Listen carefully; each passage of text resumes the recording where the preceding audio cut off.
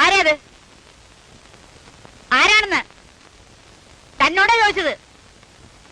എങ്ങനെ താൻ അകത്ത് കയറി? ഞാൻ പിന്നെ എന്റെ സ്നേഹിതനാ. അമ്മ എന്റെ സുഹൃത്ത് ഇബ്രാഹിം കുട്ടി. ഇന്നലെ രാത്രി അമ്മ കണ്ടില്ലേ? ആ, നിന്റെ കൂടെ കോണിപ്പടി കയറി പോയത് ഇയാളായിരുന്നു. അപ്പൊ ഇയാൾക്ക് താടി ഉണ്ടായിരുന്നില്ലല്ലോ? ഉണ്ടായിരുന്നു. ഉണ്ടായിരുന്നു. എനിക്ക് ഓർമ്മ കിട്ടുന്നില്ലല്ലോ. ഉണ്ടായിരുന്നമ്മേ. ഓ, ഇയാൾ ഇട്ടിരിക്കുന്ന നിന്റെ കുപ്പായല്ലേ? അത് പിന്നെ ഇങ്ങനെ ഗതിയില്ലാത്തവനായിട്ട് എന്തിനാ മോനെ നീ കൂട്ടുകൂടുന്നത്? Nambiar, Ibrahim Kutty cycle ready. എടാ തങ്കപ്പ, നീ എങ്ങോട്ടാ? ഇബ്രാഹിം കുട്ടി ബസ് സ്റ്റാൻഡിൽ കൊണ്ട് വിട്ടിട്ട് വരും. ആ, കൊപ്ര. അതെന്തിനാ? അതൊക്കെ പിന്നെ പറയാം, വേഗം ചെന്നാട്ടെ. തങ്കപ്പ, നീ പെട്ടെന്ന് ഇങ്ങോട്ട് വരണം. തൊഴുത്തിൽ ചാണം വാരാനുണ്ട്. ഒത്തിരി ദൂരം പോണോ? അടുത്താ.